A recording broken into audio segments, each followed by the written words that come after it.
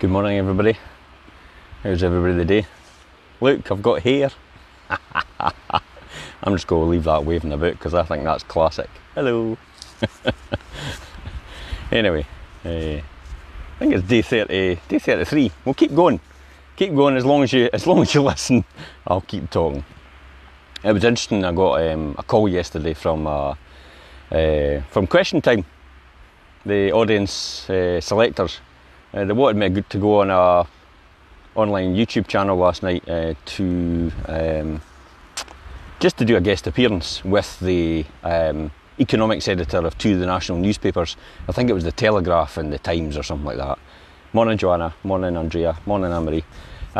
Yeah, so I was asked to go on last night on the, and I'll post footage later on possibly, but I asked him a fundamental question. And the fundamental question for me was, how on earth, morning Richard, how on earth is a pub, a restaurant, an aviation company or any other industry that's forced on social distancing able to survive if they're completely reliant on footfall? I mean, you can only have so many seats outside, and then what happens if it rains, and what happens if it's windy? You can't eat your food outside. And what happens when you get to winter? You won't have the footfall to survive. So I think the government's going to have to come up with Francis, morning Francis, you popped in my mind there. I think the government's going to have to come up with some sort of solution for these industries to survive. At the end of the day, some people might think, well, just let them drop to the ground, but when it comes to it, it's jobs, you know, and jobs will affect the economy and will affect everything else because that's income. It's coming in, it gets spent on everybody else's shops and services and that. So, you know, they're going to have to come up with a temporary solution in the short to medium term for these industries, I think. Anyway, let's talk about property. I've got the tagline, capital or interest only mortgages. I'll talk about this property in particular. This was quite a good one. This is my limited company, the one I talked about yesterday, that I didn't actually talk about in the beginning, and it was 2002 I think I started my limited company. But everything in my limited company is actually capital mortgages, so capital repayment. So I basically pay down the mortgage as I go, as well as paying the interest. That's a different strategy from what I use in our sole trader business, which is ownership outright by us personally, rather than a limited company. We use interest only mortgages route for that strategy. But it's good to have a number of strategies for risk is one of them. You know, I can't decry that, you know, there's benefits for having capital and interest only mortgages, and I'll talk about that in a minute. This is the one I bought anyway, back in 2002. I've still got it today. I think top line rent, I've probably earned about over £80,000 in rent over the years over it, and the price of the property has probably gone up about 3 times in that time, as opposed to today's prices. So, you know, again, property is definitely a slow burner income growth strategy. Yeah, and most noticeable things I notice about that, I've got an antisocial neighbour downstairs that own their own house. They're a complete bully towards the tenants as soon as they move in.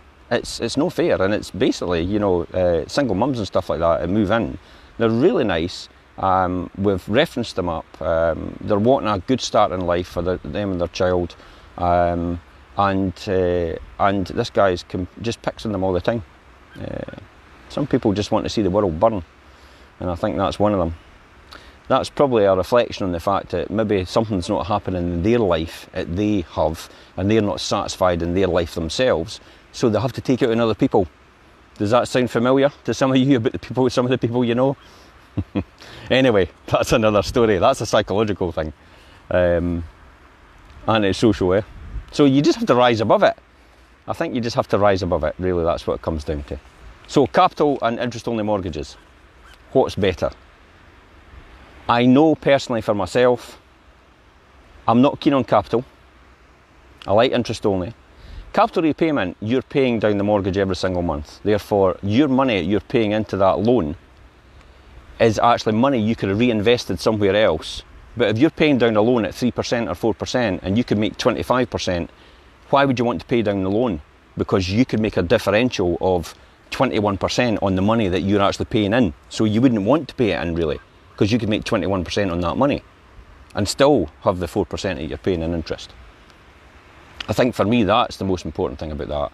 But I still keep it because it goes down and it pays the equity down. And I'm not really, you know, I don't want to mortgage myself up to the hilt, if that makes any sense. Leveraging yourself too much can cause a real problem in a downturn of a market if it comes along. I've talked about it before where I've had friends that have lost 300 properties back in the crash because they leveraged themselves far too high.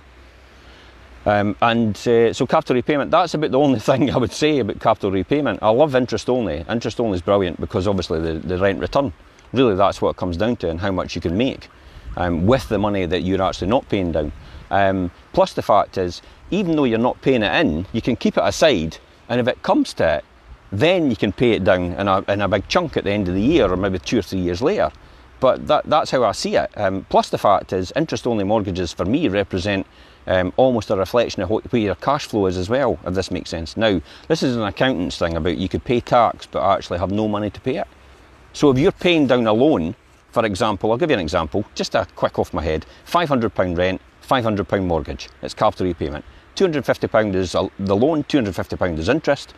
So what will happen is, cash flow wise, you get to the end of the month, you get your £500, you pay off your mortgage, £500. Hey, you're up, cash flow, zero cash flow, okay? Profit-wise, the tax man says, no, you get £500 a month, but your interest element is only £250 a month. We don't give you a tax deduction on your repayment element, so they want tax on the £250. You have no cash to pay that tax bill because you've zero cash because you've been paying down your mortgage. That's why I love interest-only mortgages so much in terms of that. And they're a good reflection, a good indicator, especially if you're quite busy and you can't keep doing your numbers all the time. So it allows you to have the money in your hand and you to do what you need to do. And plus the fact, if you've got the money in your hand, you can then go and do like refurbs, you can change a kitchen, you could change the bathroom, you could change the heating system, you could put new double glazing in, you could put a new front door in. You could do all that because you've got the money with you and it's not being repaid to the mortgage. Because you could imagine going back to the bank and saying, by the way, I've had a wee incident here, I've got to change the heating, I've not really got that much money to do it, can you give me some money back to do that? What do you think that answer is going to be? No, that's going to have to come out your own pocket. So that's probably why I love interest-only mortgages that much and think it's an important element of your strategy and property investment.